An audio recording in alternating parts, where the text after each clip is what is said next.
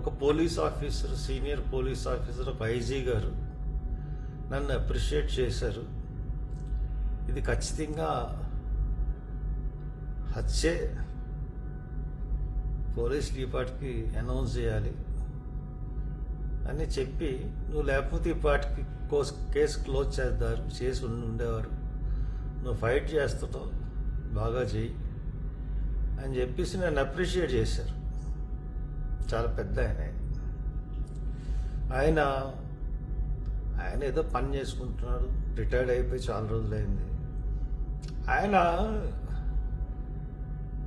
నేను student programmes, youth programmes చేస్తున్నప్పుడు నా ఉద్యమాలు యాజ్ ఎ పోలీస్ ఆఫీసర్ నన్ను అప్రిషియేట్ చేసేవాడు కాదు. ఆయన మనసులో సంతోషం ఉందో లేదో తెలియదు, కానీ నన్ను అప్రిషియేట్ చేసేవాడు కాదు. కానీ మొన్న ఆయన ఫోన్ చేసి నేను అప్రిషియేట్ చేసేవాడికి నేను అది పోస్ట్ బుక్లో పెట్టాను. రోజుకి వందల మంది, వేల మంది నాకు మెసేజ్లు పెడుతున్నారు. కామెంట్స్ రూపంలో అన్నా వదలొద్దు, నీ వల్లే కేసు అని ఎంతోమంది పోలీసులు మెసేజ్లు, ఎంతోమంది పబ్లిక్ మెసేజ్లు పెడుతున్నారు. రాష్ట్రం అంతా మెసేజ్లు పెడుతున్నారు. ఆయన పేరు చెప్పండి, ఆయన దగ్గరికి వెళ్ళి స్టేట్మెంట్ తీసుకుంటాం అని మళ్ళీ నోటీస్ పంపారు. అన్న న్యాయమా పోలీస్ డిపార్ట్మెంట్ వారికి? దాంట్లో నేను పెట్టిన దాంట్లో తప్పేమన్నా ఉందా? దాంట్లో నేను ఏదైనా ప్రొవోకేట్ చేశానా? నేను ప్రొవోకేట్ చేశానని నోటీస్ ఇచ్చారు. 136 కేసు రిజిస్టర్ చేసి 196, 96, 97 ఏదో పిఎన్ఎస్ చట్టం కదా పెట్టారు. నేను ప్రొవోక్ చేస్తున్నట్టు. నేను ఎక్కడన్నా ప్రొవోక్ చేశానా? మీకు నిజంగా బుద్ధుండుంటే నా మీద పెడతారా సెక్షన్? ఆ రోజు నేను ప్రొవోక్ చేసి ఉంటే మీ పరిస్థితి ఏంటి? ఆ రోజున ఉన్న డిఎస్పీలు, ఐజీ, అడిషనల్ ఎస్పీ అందరినీ అడుగుతున్నాను. నేను ప్రొవోక్ చేసి ఉంటే అక్కడ వచ్చి కేఏ పాల్ ప్రొవోక్ చేస్తూ నేను వీళ్ళందరినీ రెచ్చగొట్టానంటే ఇక్కడి నుంచి మీరు ఎవరు వెళ్ళరు అని చెప్పేసి అంటే, మేము 2 రోజుల నుంచి ఇక్కడ పడుతున్నాం, మీకు ఇక్కడికి వచ్చి మాట్లాడుతున్నారు పాల్ గారు, ఇది పద్ధతి కాదు, మీరు మాట్లాడే పద్ధతి కాదు అని నేను ఖండించి నన్ను ముందు కారులో కూర్చోండి అన్నారు. వ్యాన్ ఎవరు ఆపరని. అలా కాదు, మీరు ఎదురుండి అందరికీ నచ్చెప్పి కారుని బయటకు తీసుకెళ్ళండి. మేము అందరం ఒక ఎత్తు, మీరు ఒక్కళ్ళు ఒక ఎత్తు. మీరు చెప్పలేదా ఈ మాటలు నాతో పోలీస్ డిపార్ట్మెంట్ వారు? డైరెక్ట్గా అడుగుతా ఉన్నాను. ఆ రోజు నేను ప్రొవోక్ చేసి ఉంటే మీ పరిస్థితి ఏంటి? ప్రవీణ్ కుమార్ గారి యొక్క బాడీని మీరు గవర్నమెంట్ హాస్పిటల్ నుంచి తీసుకెళ్ళగలరా? నేను ఎంతో సమయంతో మీకు కోఆపరేట్ చేసి అందరికీ దండాలు పెట్టి బతిమలాడుకుని నా మాట మీద గౌరవం ఉంచండి అని చెప్పి నేను దీని మీద పోరాటం చేస్తానని అందరికీ హామీ ఇచ్చి నీదే బాధ్యత అంటే నాదే బాధ్యత అని చెప్పి తీసుకుని మీరు వీడియోలు తీస్తారు కదా ప్రతిదీని, నేను మాట్లాడుతున్నది నించున్న కాడి నుంచి నేను ఎక్కడున్నాను, ఏం చేస్తున్నాను అన్నది ప్రతిదీ నా వీడియోలు తీస్తూనే ఉంటారు కదా మీరు. ఎక్కడి నుంచో ఒక చోట నుంచి పెట్టండి బయట. మీరు నన్ను ఆ రోజున ఎలాగా వాడుకున్నారు? అసలు నాకు అటువంటి ప్రొవోక్ చేసే ఉద్దేశమే నాకు ఎప్పుడు ఉండదు. నేను ఎప్పుడు ప్రొవోక్ చేసే మనిషిని కూడా కాదు. నేను 10 years ఎంపీని చేశాను. నాకు అన్ని కమ్యూనిటీలు కావాలి, అందరూ అన్ని రిలీజియన్స్ నాకు కావాలి. ఎవరికి అన్యాయం జరిగినా బయటకు వచ్చి పోరాడతాను వాళ్ళ తరపున. అన్యాయం జరిగిన వాళ్ళ తరపున పోరాడతాను. నా హిస్టరీ అంతా తీసుకోండి, ఎన్ని కేసులు పెట్టారు మీరు గవర్నమెంట్ మాట విని. 3 చోట్ల అంబేద్కర్ విగ్రహం పెట్టినందుకు పెట్టారు ఇష్టానుసారంగా. నేను ఎన్ని సంవత్సరాలు తిరిగానో తెలుసా కేసులకి? అన్ని కేసులు కొట్టేశారు. అనపర్తిలో అన్ని విగ్రహాలు ఉన్నాయి, అంబేద్కర్ విగ్రహం లేదని అనపర్తి వాళ్ళు అడిగితే అక్కడ స్తంభం కూడా కట్టుకుంటే దానికి ఎమ్మెల్యే కూడా స్తంభం కట్టింది. పక్కన రాజశేఖర్ విగ్రహం కట్టేసారు, దానికి అబ్జెక్షన్ లేదు. అంబేద్కర్ విగ్రహం కట్టేటప్పటికల్లా అబ్జెక్షన్. అది ఆక్యుపైడ్ ప్లేసే. ఏ ఆక్యుపైడ్ ప్లేస్ అది? Irrigation occupied place, irrigation department occupied place. అంబేద్కర్ది అక్కడే కట్టారు. What is the difference between Rajasekhara Reddy and Ambedkar? ఆయన కట్టచ్చు, ఈయన్ని కట్టకూడదు. అది నేను 2 సంవత్సరాలు బతిమిలాడి ఒక రోజున ఒళ్ళు మండి అక్కడ అంబేద్కర్ విగ్రహం పెట్టాము. దానికి ఒక కేసు. అలాగే గుమ్మలూరు. ఇలాగా చెప్పుకుంటూ పోతే ఎన్ని కేసులు పెట్టారు. మొన్న నాకు తెలుగుదేశంలో పెట్టిన కేసులే అన్నీ. ఇటు జగన్మోహన్ రెడ్డి కేసులో ఒక పూర్ బ్రాహ్మిన్ ఫ్యామిలీ, వాళ్ళు 40 సంవత్సరాల నుంచి అక్కడ ఉంటున్నారు. వాళ్ళని తెల్లారుజాము వచ్చి ఖాళీ చేస్తుంటే నా దగ్గరికి వచ్చారు. వెంటనే వెళ్ళలేదు నేను. ఒక 4-5 గంటలు ఆగిన తర్వాత వెళ్ళాను. రోడ్డు మీద సామాన్ పడి బేభత్సంగా ఉంది. ఆడవాళ్ళు లైట్లు వేసుకుని చాలా దహన పరిస్థితుల్లో ఉంటే అక్కడికి వెళ్ళాను. కూర్చున్నాను, ఎండలో కుర్చీ వేసారు, కూర్చున్నాను, చదివాను.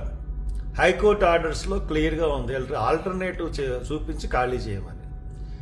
మరి ఎందుకమ్మా మరి ఈ నోటీస్ ఉండగా హైకోర్టు ఆర్డర్ని ఎందుకు ధిక్కరించారమ్మా వీళ్ళు అని చెప్పి అడిగాను. ఏమోనండి తెలీదు, మళ్ళీ మా వాళ్ళు హైకోర్టుకి వెళ్ళారు అని చెప్పారు.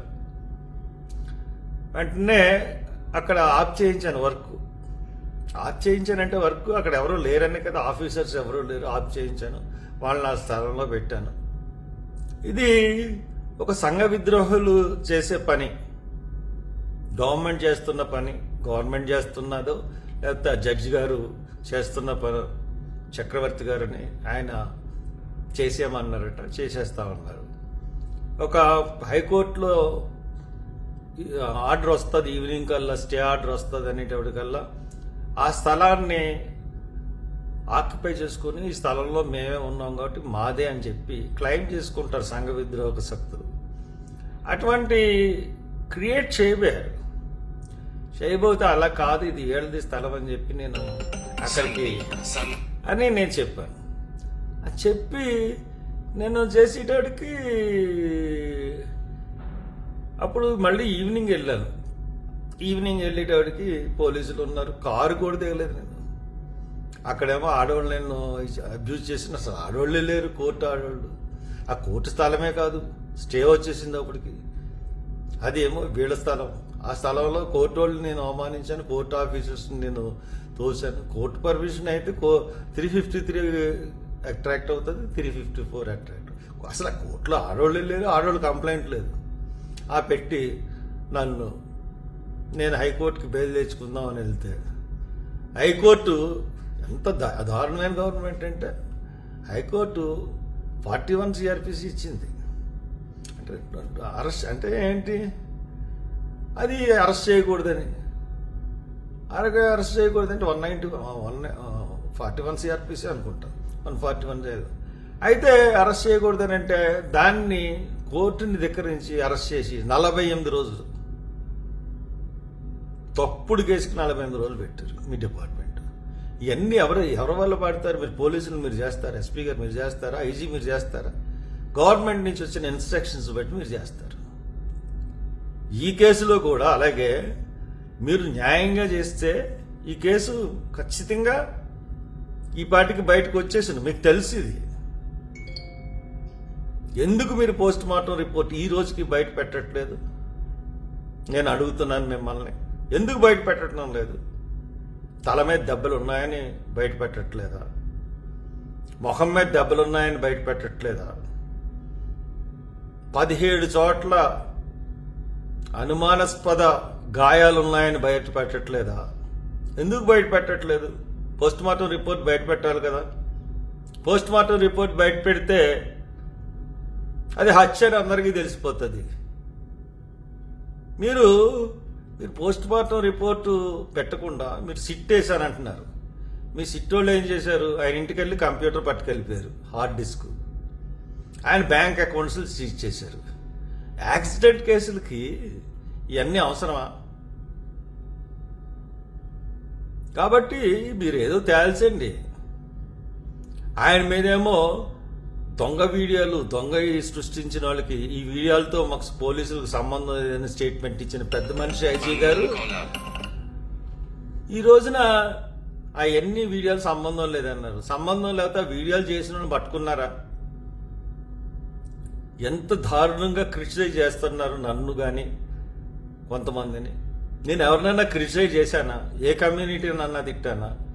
అనుమానితుల్లో హిందువులు, ఫ్యానటిక్స్ హిందువులు ఉండొచ్చు, ఫ్యానటిక్ ముస్లిమ్స్ ఉండొచ్చు, అలాగే ఈయన ఎదుగుదల వారు లేని క్రైస్తవ నాయకులు కూడా ఉండొచ్చు అని చెప్పని చెప్తే ఒక కమ్యూనిటీ మీద, ఒక రిలీజియన్ మీద నేను నింద వేయలేదు. I'm secular man. రోజు రోజుకి ఇటువంటి ఇచ్చి పల్సన్ అయిపోకండి పోలీస్ డిపార్ట్మెంట్. నా మీద మీరు పోలీస్ డిపార్ట్మెంట్ మీరు ఏదన్నా కక్ష సాధింపు చేయాలనుకుంటే అది మీకే నష్టం అవుతుంది తప్పితే నాకేం నష్టం లేదు. ఎన్నోసార్లు వెళ్ళాను. స్టూడెంట్ డేస్లోనే, స్టూడెంట్ మూవ్మెంట్లోనే 17 రోజులు జైల్లో ఉన్నాను. మెస్ ఛార్జీలు పెంచాడని ఎన్టీ రామారావుని ఆంధ్ర యూనివర్సిటీలో నేను చదివిన, నేను క్యాంపస్లో ఉన్నంత వరకు ఎన్టీ రామారావుని లోనకి రానివ్వలేదు. ఒక బిల్డింగ్ కూడా ఓపెన్ చేయించలేదు. అలాగే చంద్రబాబు నాయుడు లెక్క చేయను నేను. అలాగే జగన్మోహన్ రెడ్డి. మా సొంత సీఎం వైఎస్ రాజశేఖర రెడ్డి గారు వర్గీకరణకు వ్యతిరేకంగా వెళ్తే ఆయన్నే నేను వ్యతిరేకించిన మనిషిని. కాబట్టి మీరు ఎవరినో ప్రతి ఓన్లీ చూసినట్టుగా నన్ను చూడకండి. నేనేం మీకు భయపడను, మీ నోటీసులకు భయపడను, మీరు చేసి ఏ పనికి భయపడను. ఎక్కడన్నా అన్యాయం జరిగినా, అక్రమం జరిగినా ప్రశ్నించడానికి ఒక గొంతు, దట్ ఈజ్ హర్ష కుమార్. ఆ గొంతు ఎప్పుడూ ఉంటుంది. కాబట్టి ఇటువంటి చిల్లర నోటీసులు, చిల్లర పనులు చేయకండి. పోలీస్ డిపార్ట్మెంట్ ఉన్న పరువు కూడా కోల్పోకండి దయచేసి. Thank you.